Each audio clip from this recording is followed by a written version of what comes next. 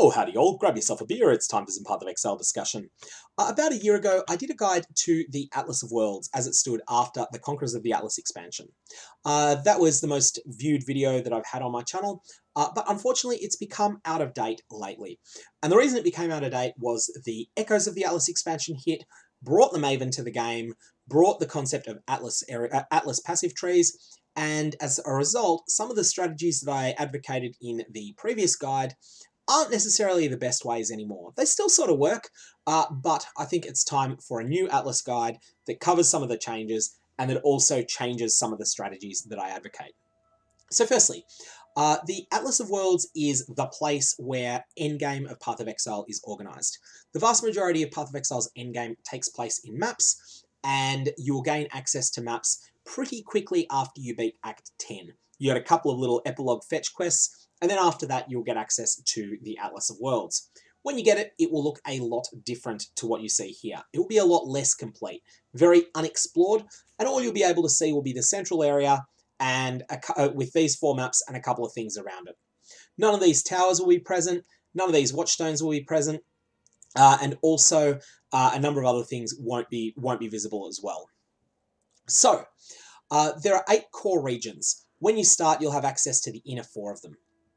Each of these regions can be leveled up on 5 different axes, and you can progress these simultaneously. You can and should progress these simultaneously.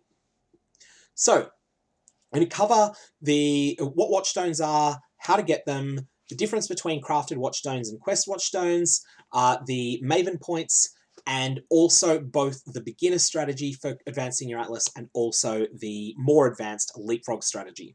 So we'll go through all of those things. Firstly, let's talk about the first axis on which you want to level up each region. And that's the simplest one. It's an on-off thing, and it's something you will do very early in progression, and that is finding the Watchtowers. These Watchtowers are something that you will encounter once you beat a tier 3 or higher map boss within that region. So for Lex Proxima, all you need to do is beat one of the map bosses in tier 3 or higher, and then that will give you access to an empty watchtower. So we'll just remove all of the watchstones from it. You'll notice that as I remove watchstones from a region, the map tiers go down, and also the number of maps visible in that region will also decrease. Some of the individual maps will disappear entirely. Those maps only exist as higher tier versions. So this is the first point, is getting all of the watchtowers. All you need to do is find a tier 3 or higher map. This is reasonably easy to do for the inner watchtowers, but for the outer ones it can be a little bit trickier. And the reason for that is map drop mechanics. And we need to go through that now. That's going to be an important thing so that you understand how to get out of spots where you get stuck. So firstly, in Path of Exile, when you find a map and you are not currently in the Atlas, it will usually be restricted to a tier 1 map. There are some exceptions, some things like, for instance, Delve rewards can have higher tier maps, but mostly speaking, if you say kill a monster in the labyrinth and the game decides that you're going to have a map drop as a reward, usually speaking, you will receive a tier 1 map. And that's because tier 1 maps are always valid drops, no matter the configuration of your Atlas. But the configuration of your Atlas will determine which other maps are valid and which ones are not valid. And by default, maps are not valid. They become valid when there's a reason for them to be valid. So, how does something become a valid map drop? 2 ways. Either you have already beaten that map in the past, or the second one is that you are in a map at the moment and you are adjacent to the map that you want to drop. So let's imagine that I have not had Park Map drop all league. So I've done Park Map a while ago, but let's just imagine I hadn't. And so that was blank. I could not get a Park Map to drop unless I was currently in a map adjacent to Park. The maps that are adjacent to Park, you'll see there's a pathway there connecting it to Cursed Crypt, and there's a pathway there connecting it to Frozen Caverns. So I will need to run Frozen Caverns maps or Cursed Crypt maps, and while I'm doing that, if I kill a monster, there is a moderately good chance that it will be a Park map that will drop. So that's valid drops and invalid drops discussed.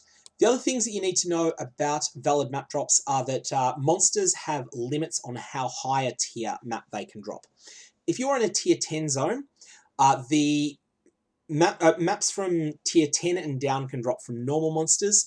Maps from tier 11 and down can drop from magic and rare monsters, so that is up to zone level +1. And maps of tier 12 and down can drop from the map boss, so that is up to 2 tiers higher than the map that you're in at the moment. So, with all of that said, that gives a bit of a sense as to how you can get yourself tier 3 maps in Lex Ajoris. What you're going to need to do is just completely run a bunch of maps in Lex Proxima until you've done a few that are on the boundary line. And then when you're doing maps on the boundary line, sometimes you will find a map drop in Lex Ajoris. Once you've got a map in Lex Ajoris, that's going to help you find this watchtower. So this is phase 1 of any Atlas strategy, is getting all 8 of the watchtowers done. There's a couple of shortcuts you can use as well involving Zana missions and Horizon Orbs. I'm not going to cover them here because ultimately those are more advanced time-saving things. People that know how to use them should do them here. This is the time to use your Zana missions. This is the time to use your Horizon Orbs. But if you're not sure about it, don't worry about it. You can skip this. That is just a time-saving step, and you will find that it's worth your while just doing more and more maps, working your way to these regions naturally. Working your way the first time naturally will help you out. It will mean that you'll get more of a sense of exactly how the Atlas works. So, that is the first way in which you can level up your Atlas in each region, is just by getting the the Watchtower. The second way is by increasing the number of Watchstones that you have socketed in that region. So we've already discussed, as we removed all of the Watchstones from Lex Proxima before, that caused some of the maps to disappear and all of the rest to decrease in tier. And ultimately, you can think of this as just being 5 different states that each region can be in. 0 Watchstone, 1 Watchstone, 2 Watchstone, 3 Watchstone, and 4 Watchstone. And ultimately, the higher the level on this scale, the more challenging the maps that drop there will be, but also the more rewarding they will be. The next axis on which you can improve your Atlas is by replacing the classic Watchstones. These are the ones that come from the Conquerors of the Atlas with titanium, chromium, or platinum Watchstones, which drop from content related to the Maven. We'll talk a little bit more about these Watchstones in a sec, but basically they can have up to 2 mods on them, and these mods are beneficial. They will, broadly speaking, although some of them might run at cross purposes to what you're trying to do in a particular Atlas setup, so some of them might be bad for you. Broadly speaking, any of the mods you get will be better than nothing. And so this is something that you can do to further improve your Atlas. Now, the next thing that you can do is get Maven points. The Maven is the big antagonist of the Echoes of the Atlas expansion. You'll start encountering her when you're doing tier 5 maps for the first time, and when you are encountering the Maven, she'll often set you challenges where she'll put you up in one arena against multiple map bosses simultaneously. Early on, you'll be forced to face 3 of them at once, then 4, then 5, then 6, then 10. And you can repeat the 10-way fights as often as you want. You can even add map mods to them to make them harder and more rewarding. The first time that you beat each tier of these challenges, so that's 3, then 4, then 5, then 6, then 10, within a given region of the Atlas, you will be given 2 Atlas passive points. It's no surprise that this Lex Proxima Atlas passive tree looks a lot like your character's ascendancy trees do. That's deliberate. That's because that's a familiar system, and this is fundamentally a very similar thing. You get to choose 10 points to spend here. Just like with an ascendancy, you can't take everything. You need to pick the things that work best for what you're trying to do. I'm not going to weigh up the pros and cons of all of the different passives out there, because they do change from league to league. It's a new system. GGG have been buffing some of the weaker ones, nerfing some of the stronger ones. And for instance, something like Seance was absolutely ridiculous in the Echoes of the Atlas League expansion, the first league, the Ritual League. And then they reduced its numerical effect by 75% in the Ultimatum League, and it's still pretty strong. Who knows, maybe it'll stay as it is in the future, maybe it'll get nerfed again. We don't know. Likewise, a number of them are just rubbish, and so aren't getting taken currently. but they might get numerical buffs, which might make them start to see some use. I'm not going to go into the pros and cons of how to spend your Maven points. If you make a decision and you later regret it, you can unspec it with an Orb of Unmaking. Orbs of Unmaking drop very frequently from the Maven special invitations. This is both the 10-way fights, the 10-way boss fights that you'll start encountering in four Watchstone maps, and also from the hidden region of the Atlas. We'll come back to the hidden region later. Okay, so the other way that you can advance a region of the Atlas is simply by completing more maps in it. Once you've completed every map that's possible to get in a region, you'll gain access to the favored map system, and that lets you increase the probability of drops of a map that you particularly like. So let's say if we have a look in New Vestia, let's say I really like the Shrine map. I've done all of the objectives in the New Vestia region in terms of the favored map system. So I have 3 maps that I can pick, and I can pick the same one 3 times if I want. And each time that I do that, I'm adding 10 times the baseline chance for that map to drop. So this isn't free extra maps. These Shrine maps come at the expense of other tier 16 maps that might have dropped. So it means that where normally, let's say I had 60 different tier 16 maps, normally I would have a 1 in 60 chance to get a Shrine. But if I spec it this way, it would be like Shrine counts 31 times. Once baseline, plus 10 for each of the favored maps that I've got pointing at it. So that would mean that I would have 31 chances. Not 31 in 60. Now, it would be 31 in 90, because obviously I've added 30 additional copies of Shrine into the pool, basically. So that means that instead of being 1 in 60 to get Siege, 1 in 60 to get Shrine, I'd be 1 in 90 to get Siege, and 31 in 90 to get Shrine. Basically, more Shrines at the expense of other maps. I don't want that, but you might, and if you don't want it to be on Shrine, you can pick anything else that you want. The first one of these is unlocked by completing every map in the region, in that Octant of the Atlas. The second one is unlocked by completing the bonus objective, which you can see by mouse overing a map. So for Desert, that's completing a magic or higher version of the map. For Foundry, it's completing a corrupt rare version of the map. And for the third one, you need to complete the Awakening bonus, which means completing the map with at least a certain tier and at Awakening level 2. What's the Awakening level, you ask? It's this number in the middle of your Atlas. This will appear the first time that you put 4 Watchstones in one region, but it is still tracked before that, and it is 1/4 of the number of Watchstones that you've got socketed in your Atlas at that point, rounded down. Awakening level makes a few little changes to the difficulty of map bosses and also causes them to offer a wide variety of additional rewards. Most notably, it causes them to drop Shaper Guardian maps and Elder Guardian maps, which are special maps that chronicle some of Path of Exile's history. Path of Exile's previous endgame, those can drop through the Awakening level system, and there's also a couple of other ways. Those will then become instrumental in unlocking the Uncharted Realms, the hidden region, which you will get access to when you do a very difficult fight. And the first 2 that you'll get access to are Maven's Invitation the Formed and Maven's Invitation the Hidden. Maven's Invitation the Formed puts you against the Guardian of the Hydra, Guardian of the Minotaur, Guardian of the Phoenix, and Guardian of the Chimera simultaneously. Link to that to a guide to that fight in the description below, but it's a hard one. And Maven's Invitation the Hidden puts you up against 4 of the 5 Breach Lords at once. Maven's Invitation the Hidden is much harder.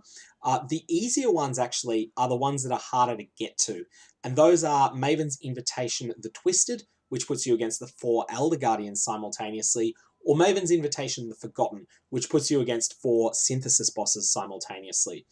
These are considerably easier than the ones that you'll get to the quickest, but unfortunately, they are also ones that will be sort of, more difficult to reach, but more easily beaten.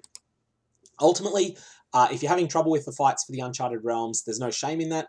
Just find an experienced player to help you with them, and a lot of them can be done by experienced players pretty easily, especially if they're playing a build that is designed for boss killing.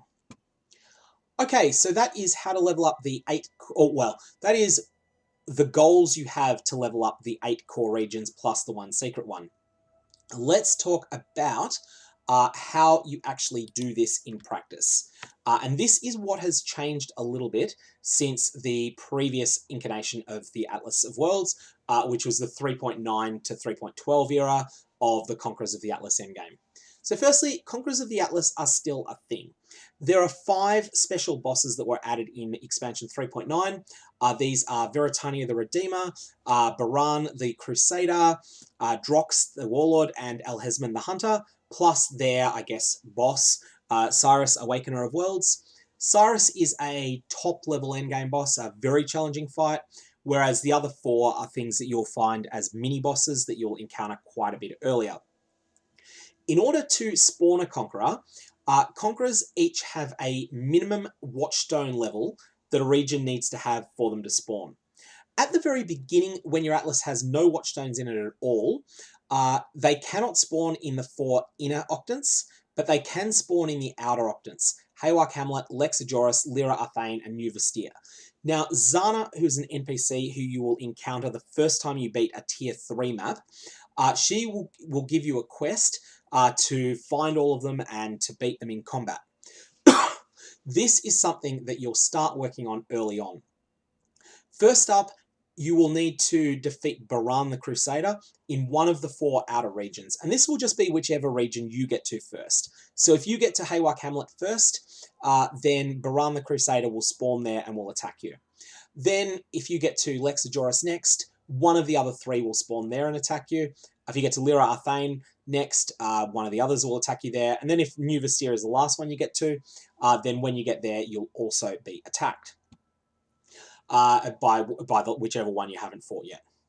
Then after this, each Conqueror will have a minimum number of Watchstones that need to be placed in a region for you mapping there to attract their attention. This will be equal to the number of times you've defeated that Conqueror and looted one of their Watchstones. So early on it's 0, then it's 1, then it's 2, then it's 3, then it's 4, and then it doesn't rise above 4. So you can do a number of things to check this, but it's easy to lose track of how many times you've defeated one of them. What you want to do is mouse over a region and have a look and see which Conquerors you've beaten there. And so if we have a look in Turn's End, you'll see I've obtained all 4 Watchstones there. But if you have a look in Haywak Hamlet, you'll see that I have not obtained the blue Watchstone, so that's Veritania. However, there's a note, Conqueror cannot spawn. The reason the Conqueror cannot spawn is because she's over in Lexajoris at the moment. And if I mouse over Lexajoris, you'll see that we've got not obtained from Veritania. Number of socketed Watchstones, 4 required to summon Conqueror. And so this means that if I was to map in Lexajoris, which I have been doing before recording this video, if I map in Lexajoris enough, then Veritania will respond to my incursions on her territory, as she sees it, by attacking me. It's about a 50-50 chance that she will visit you if you're in a map that's a valid choice for her to come and attack you in. And when she does, that will then spawn one of these little trackers on your Atlas. In my case, because I've made a fair bit of progress on the Atlas already, this counts up to 9, and Veritania was in the first map, was in the 5th map, and will be in the 9th map. However, earlier on, this will only count up to 3. And all you need to do is just go into these maps and kill monsters. And if Veritania spawns in there, then you can fight. Well, if she spawns with adds, you can fight those adds if you want. You can even retreat from the map. Once you've gotten to the last map and done the one that has 40 additional packs of Veritania's monsters, then you will get a new quest from Kirak, the NPC that you met that started the whole epilogue chain, and then from Zana. When you talk to both of those, Zana will open a portal to a map that Veritania is in control of. When you defeat that map's boss, then you will receive a portal to fight Veritania herself.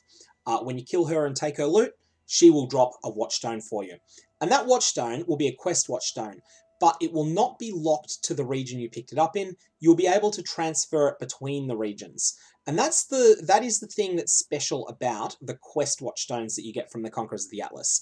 They can be transferred from region to region as you see fit. On the flip side, the various Watchstones that you get from Maven content cannot be swapped around from region to region. They are locked to a specific region of the Atlas. So that's the Conqueror spawn mechanics. We'll come back to a more min-max strategy for this, and also a more beginner-friendly strategy for the order you want to do things in for this. But those are the mechanics for spawning the Conquerors. It's as simple as just having a look to see, have I already done this map? Oh, Haywark Hamlet, no, I have not already fought Veritania there. Why can't she spawn? She can't spawn because she's already spawned.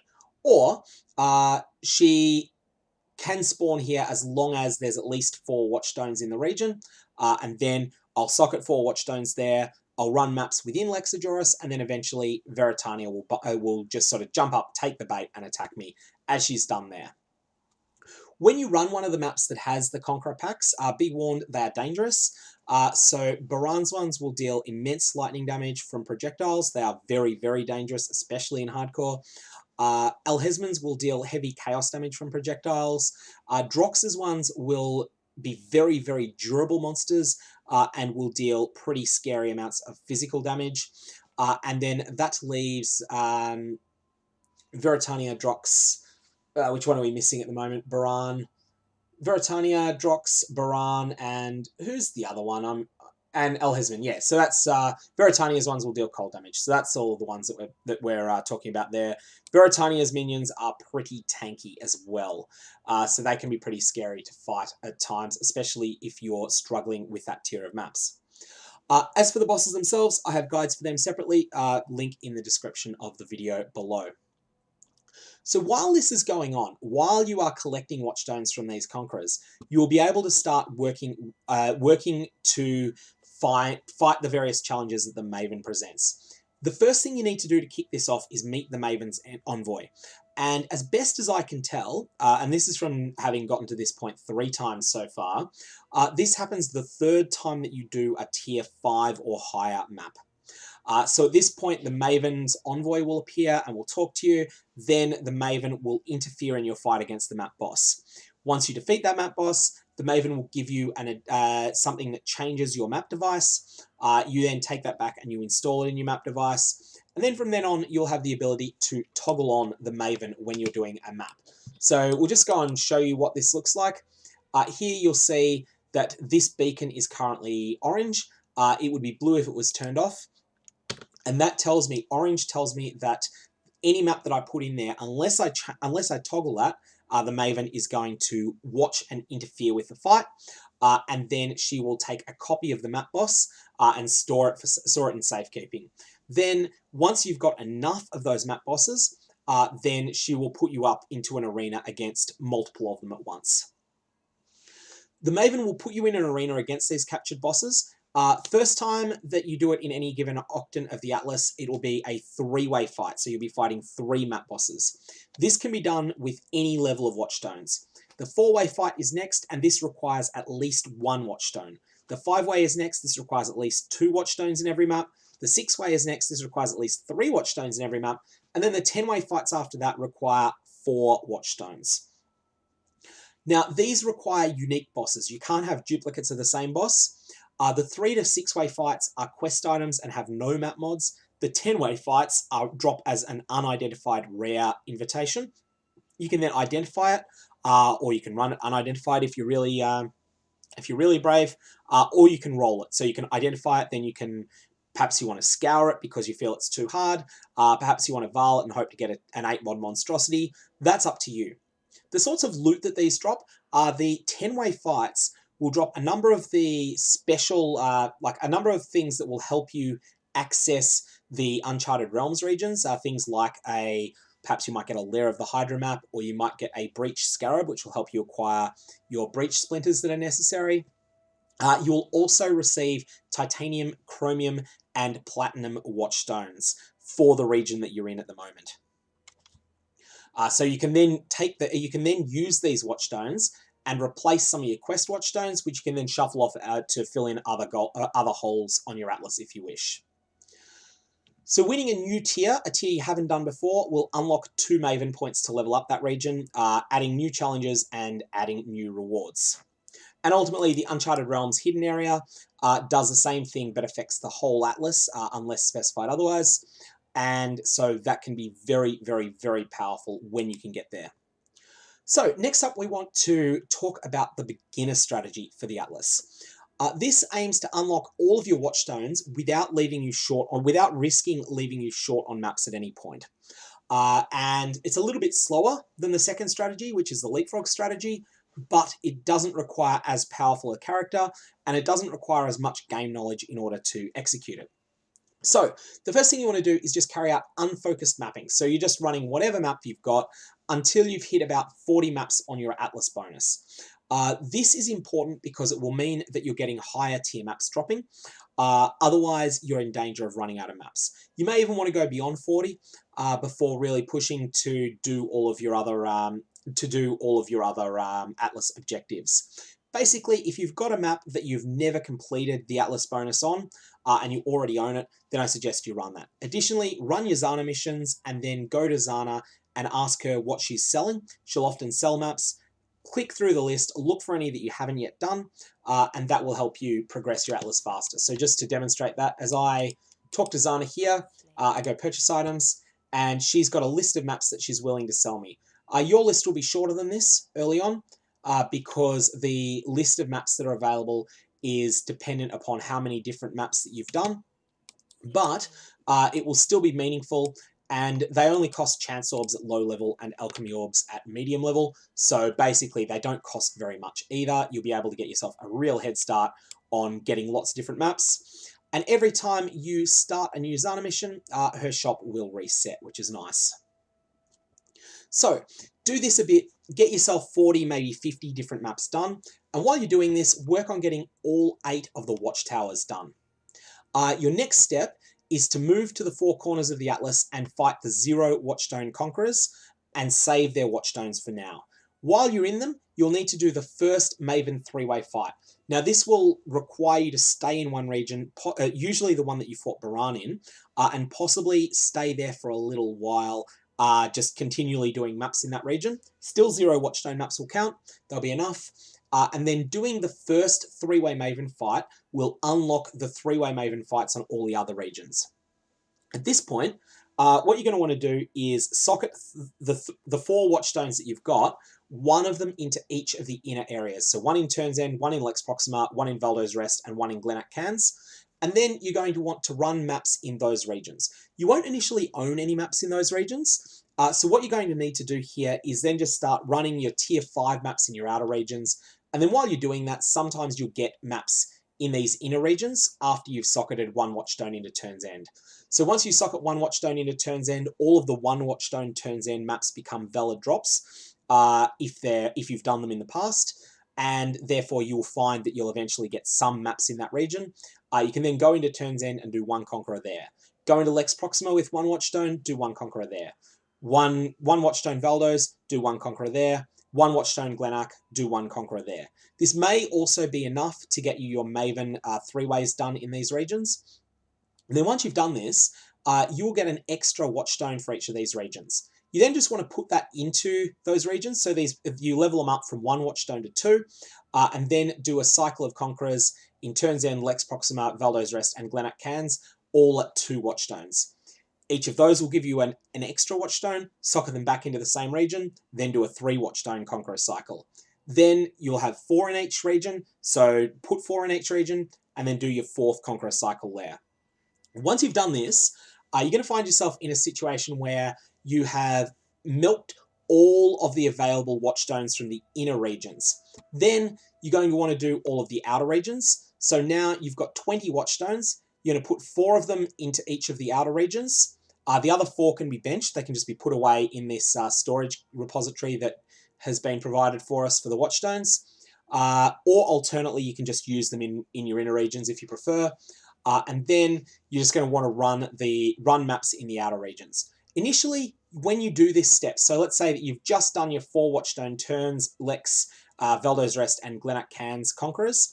At this point, you will not own any 4 Watchstone maps in the outer regions. You'll just own 4 Watchstone maps in the inner regions. That's fine. Flip across all of your Watchstones, and then once you've done that, just start running your 4 Watchstone maps that you still own. So your tier 13, 14, 15, and 16 maps are still worth running at this point. Run those, and as you're doing them, you will find that everything that drops, none of the inner region maps are valid drops anymore because they're not on your atlas as 4 Watchstone versions. They're on your atlas as 0 Watchstone or 1 Watchstone versions. And so instead, you'll get the outer region ones instead. Then at this point, you'll own enough maps in the outer regions that you can just repeat this process. This is often referred to as the inside-out strategy by players because you're basically completing the atlas from the inside out.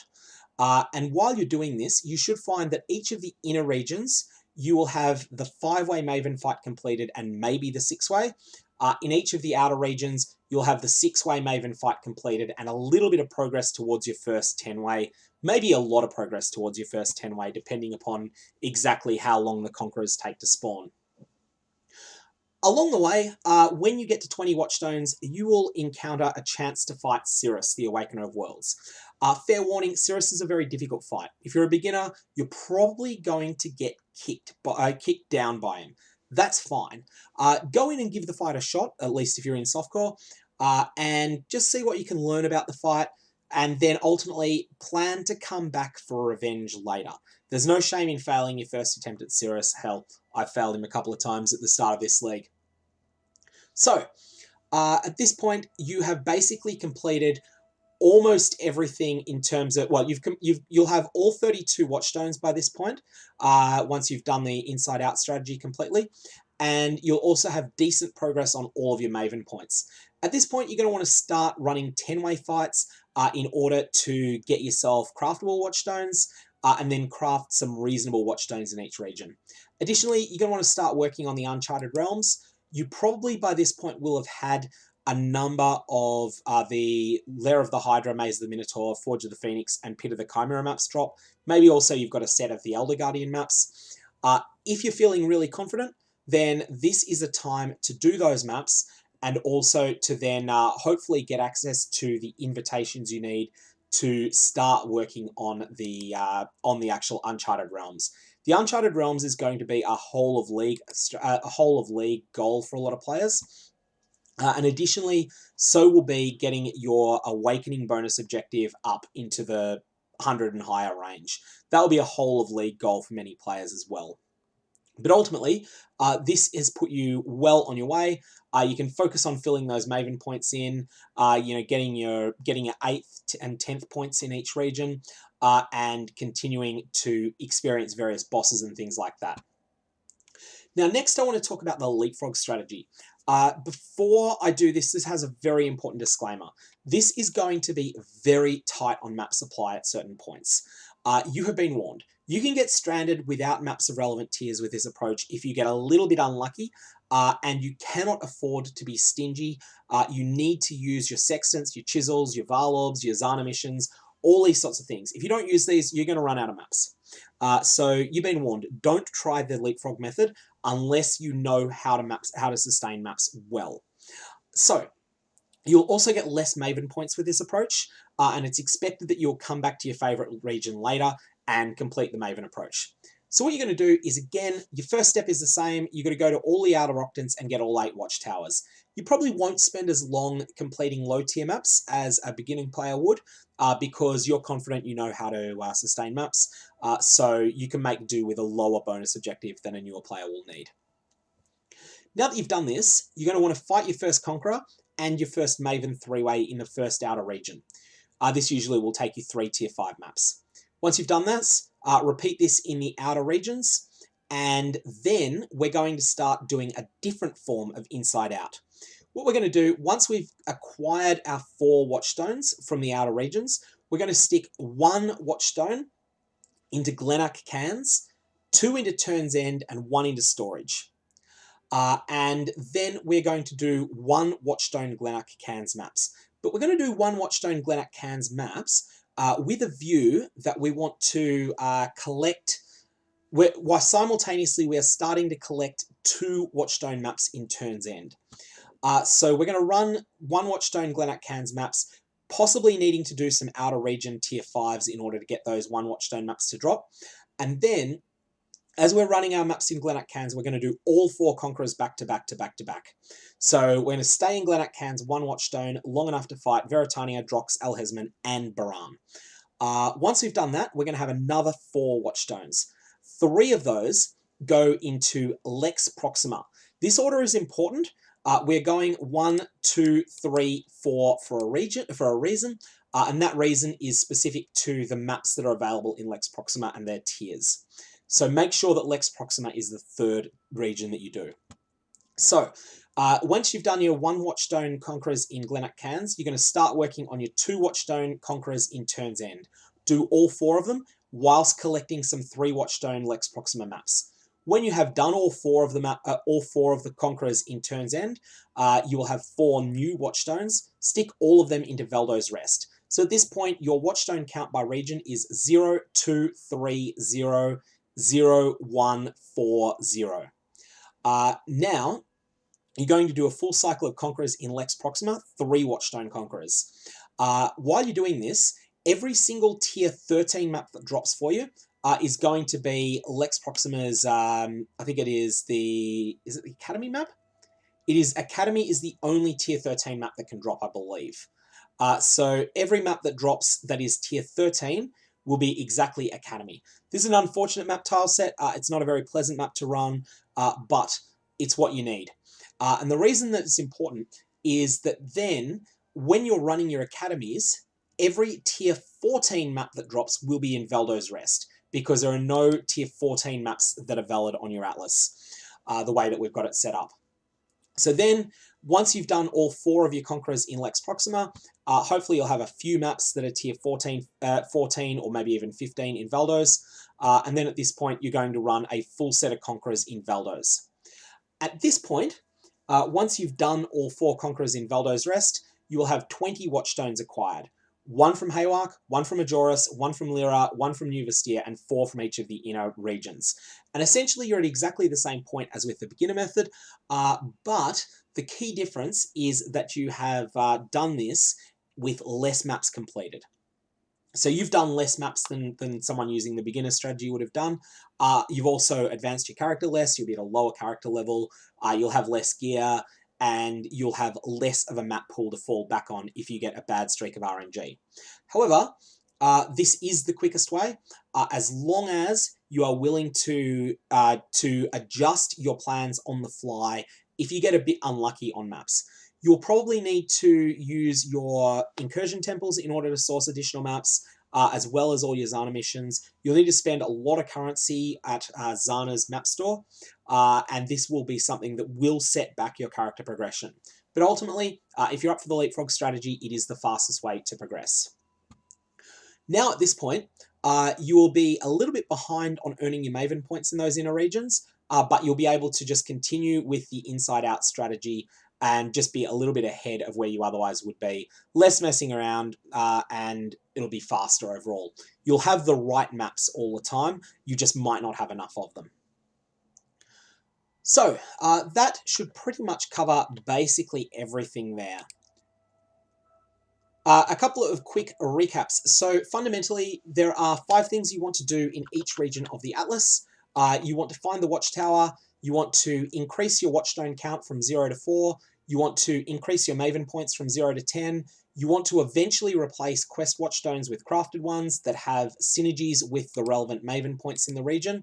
And additionally, you want to fill out all of the maps in the region and advance your favored map system by doing the maps once normally, plus with the bonus objective, plus also with the Awakening bonus objective. You're also going to want to make simultaneous progress on the Uncharted realms, and absolutely prioritize taking the node that causes unique bosses to drop Elder and Shaper Guardian maps, because that will help you unlock the rest of the Uncharted realms a little bit faster. Finally, one more thing that needs to be said is the various types of Watchstones, the crafted Watchstones. This needs to be gone through a little bit. So you'll notice that they have, each Watchstone has 4 things basically written on it. This is a Quarry's Watchstone. It is of the Armorsmith. That's a normal prefix and a normal suffix, just as Path of Exile's normal rules go. It is also a Titanium Watchstone, and it is a Lex Proxima Watchstone. So the fact that it's a Lex Proxima Watchstone means that it is region locked. It can only be used in this region. The fact that it is titanium impacts what prefixes can roll. All of the various crafted watchstones, whether they be titanium, chromium, or platinum, they all share the same suffix pool, but their prefixes vary. The prefixes are mostly given by the following correspondence. Platinum is mostly past league events. Chromium is mostly modifiers to generic loot, and titanium is mostly modifiers to master missions. This is not a hard and fast rule. You can see here that this watchstone does follow that pattern because it has something that modifies master missions. Areas that contain capturable beasts have an 8% chance to contain an additional red beast. That's its prefix mod, the Quarries mod, and that is something that is attached to a titanium correctly.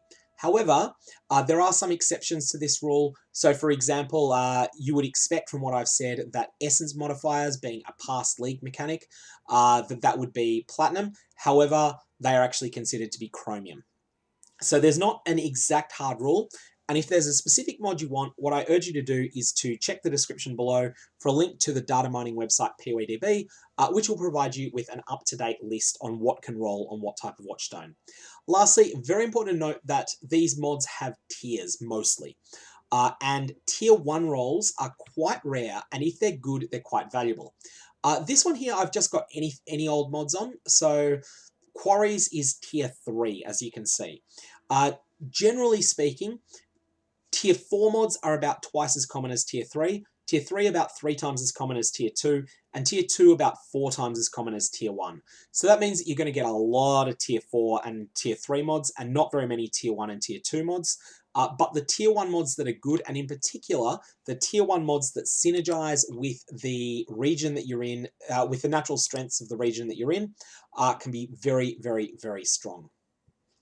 Anyways, I'm going to leave it there. If there's any comments or questions, definitely fire away below. And otherwise, I hope you have a good one. And may your Atlas progress nicely, and may your Val Orbs have interesting results.